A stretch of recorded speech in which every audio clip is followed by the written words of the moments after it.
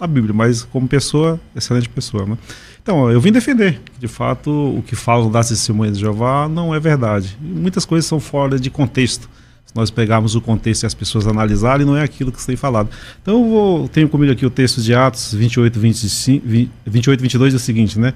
Eu gostaríamos de ouvir de ti o que passas, né? Sabemos que quando há estas seitas, fala de ela em toda parte. Então é isso. Hoje as pessoas falam de Testemunho de Jeová no YouTube, em tudo quanto é lugar, estão falando da gente, né? Mas quando eles ouvem diretamente de uma Testemunho de Jeová preparado, eles veem que as coisas não é assim. Eu quero provar que nós não somos uma seita, né? Seita é aquela que deixou de seguir os caminhos de Cristo. Nós concordamos disso. Nós não deixamos de seguir o caminho dele. Pelo contrário, seguimos mais do que os outros. É o que a gente vai ver hoje. Ok. Pastor Joaquim, por que quando alguém pergunta assim, Testemunho de Jeová, TJ, é seita, não é seita? Por que você considera como seita? Tá, a gente precisa responder essa questão de Atos, né? Que foi mencionado pelo Francisco aqui. Francisco, eu já debati com ele outras vezes, uma pessoa excelente, como pessoa não tenho nada contra ele, muito pelo contrário. Somos amigos, né? Temos as nossas divergências teológicas e aí podemos até tê-las. Agora, é uma rasgação de seda no começo dos programas. Daqui uma meia hora eu quero ver. Não, a gente não briga. É questão no campo das ideias, ideologia. Então, as testemunhas de Jeová, só para vocês terem uma ideia, tem quase 9 bilhões de pessoas no mundo seguindo esta organização religiosa. Quero deixar claro para os nossos telespectadores e ouvintes que Testemunha de Jeová é quem é batizado e quem vai de porta em porta. Então, ele é contado como membro desta organização religiosa. Então, só para vocês terem uma ideia, eles oferecem cursos bíblicos, gastam, em média, aí, né, 1 trilhão de horas indo de porta em porta, sabia? Que organização religiosa, que igreja evangélica faz isso? Tem muitos aspectos aí nessa organização que são positivos. Agora, outra coisa é afirmarmos que ela é uma igreja cristã ou que ela segue o cristianismo. O Francisco falou aqui e citou o texto de Atos dos Apóstolos, onde Paulo foi chamado lá de membro da seita do Nazareno, seita do Galileu. Então, o cristianismo, a princípio, ele foi considerado uma seita. Por quê? Porque seita, o sentido dessa palavra, ela vem da palavra grega haireses, e essa palavra, no início, ela tinha uma conotação que não é a mesma conotação que tem hoje. Então, antigamente, né, na época dos apóstolos, seita era uma facção, comunidade, partido, um grupo de pessoas religiosas lá em torno de alguém. Aí essa palavra, ela então passou no ano 70, aproximadamente, né? Pedro vai dizer sobre heresias, né? E aí a palavra seita vem dessa palavra, agora passou a ter um caráter pejorativo. Então, a partir do ano 70, a palavra seita significa um grupo de pessoas que seguem um líder humano, que seguem uma organização religiosa humana, que segue, por exemplo, um falso cristianismo. Você disse, por exemplo, que essas Testemunhas de Jeová seguem o cristianismo. Bom, começar quando batem de porta em porta. Eles não se identificam como cristãos. Nós somos as Testemunhas de Jeová. O mais interessante, não é o tema aqui, mas o mais interessante é que quando vocês batem de porta em porta e se identificam como Testemunha de Jeová, eu acho que isso é impossível. O apóstolo Paulo, antes de ter um encontro com Jesus, ele era uma Testemunha de Jeová, porque ele era um judeu, religioso, mandava matar os cristãos em nome de Jeová. Mas ele se converte e agora o apóstolo Paulo, e é interessante porque ele estava perseguindo a igreja de Jesus Cristo. E Jesus disse, Paulo, Paulo, por que me persegues? E ele, então, de Testemunha de Jeová, passa a ser uma testemunha de Jesus. Agora ele é preso por causa do nome de Jesus. Agora os enfermos são curados no nome de Jesus. Agora eles, então, se tornam não testemunhas de Jeová, mas testemunhas de Jesus. Porque as testemunhas de Jeová viveram 500 anos antes de Cristo. Quando lá Isaías 43:10 diz, vós sois minhas testemunhas. Para quem? Para os judeus. Mas para os cristãos, Jesus disse, fiquem em Jerusalém até que do alto vocês sejam revestidos de poder. E vocês serão minhas testemunhas. Então, logo, por exemplo, você dizer que segue o cristianismo primitivo, o cristianismo da Bíblia, não é verdade. Ok. Francisco. Então vamos lá. Então, respondendo aqui já objetivamente ao Joaquim, né? Ele citou o Antigo Testamento, mas o apóstolo Paulo mesmo, citando ele, Atos 15 fala que o próprio Deus, Israel, ele voltou a atenção pela primeira vez para as nações para tirar um povo para o seu nome. Ou seja, a nação de Israel deixou de ser o povo pactuado para as pessoas das nações que são gentios hoje. Então, testemunhas cristãs de Jeová, cabe totalmente a ideia, né? Mas vamos então, eu falei logo na minha introdução aqui, que uma seita é aquela que deixa de seguir a Cristo. Isso nós concordamos. As pessoas que estão vendo o programa aqui, se você deixou de seguir a Cristo, você não, é uma seita. Seja um detalhe. Então vamos ver quem deixou de seguir a Cristo. Se são as testemunhas de Jeová ou se são a cristandade de uma forma geral.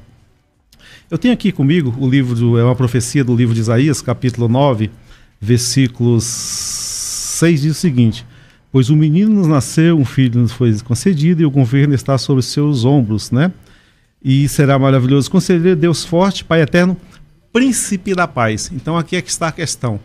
Jesus Cristo, ele é o príncipe da paz, e se cumpriu nele. Nós não vimos Jesus em algum momento da sua vida incentivar as pessoas a irem para a guerra, né? Não é hoje que nós vimos nas religiões da cristandade.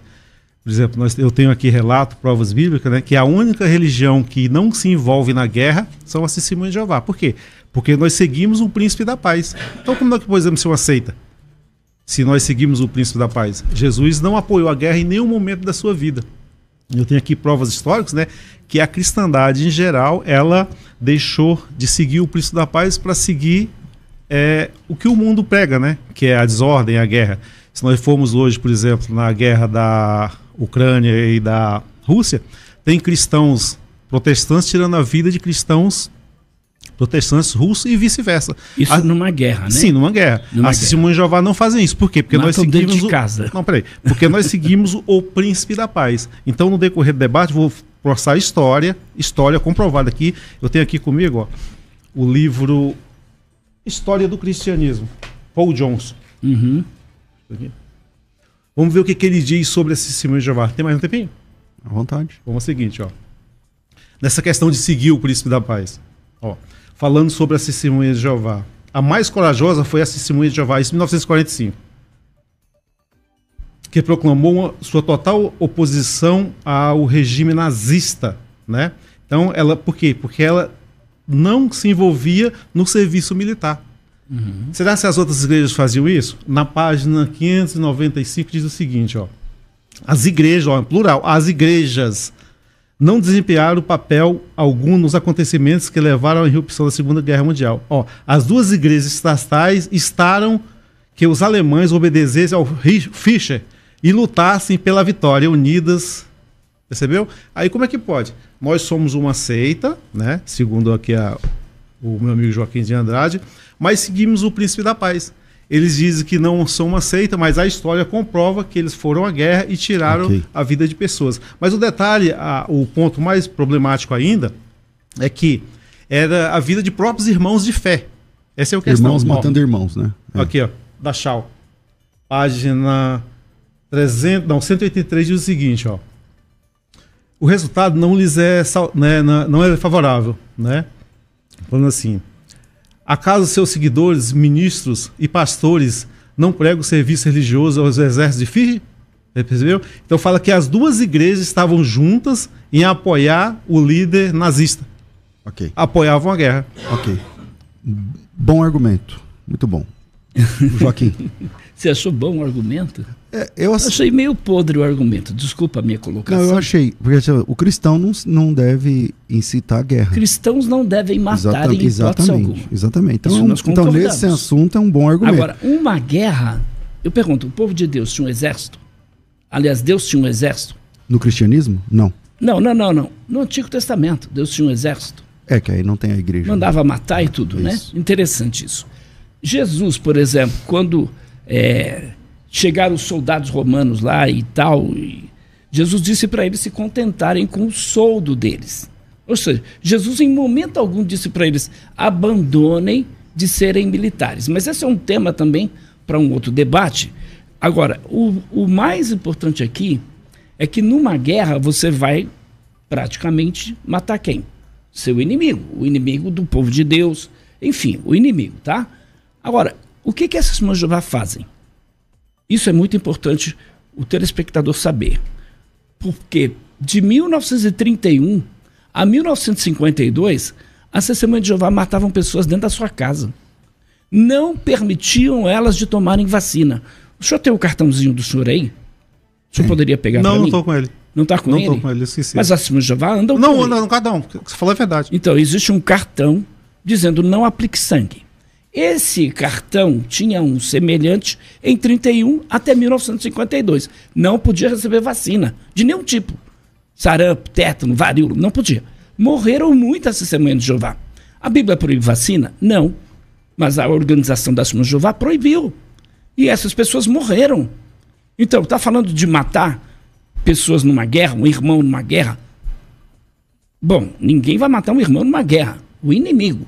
Agora, por outro lado, a gente sabe que as Testemunhas de Jeová matam dentro de casa. Por quê? Em 67, proibiram transplantes de órgãos. Era considerado canibalismo, não podia. Se uma testemunha de Jeová recebesse um transplante de medula, de rim, de fígado, seja do que for, de coração, de córnea, ele ia ser desassociado, desligado desta organização. Isso foi de 1967 até 1980. 1945, proibiram a transfusão de sangue, oficialmente. Mas se o Francisco e qualquer testemunha de Jeová, eu desafio você a pesquisar a fundo.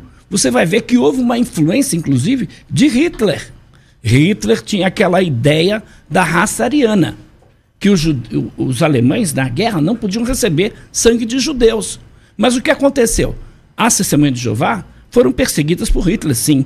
E Rutherford, o presidente desta organização, não queria que a Testemunha de Jeová recebesse sangue de pessoas de outras religiões, porque o sangue é a vida.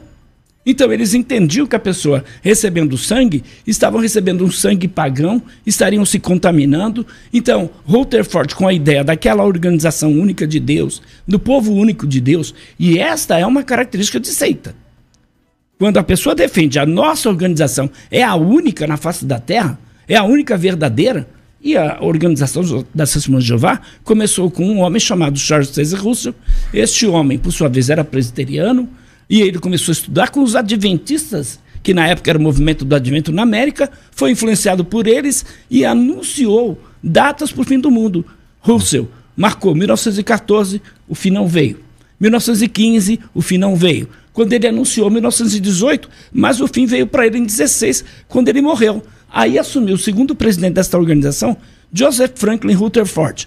Ele estava esperando o fim para 1918, não veio. Aí ele, 1920, também estava acreditando que o fim estava às portas.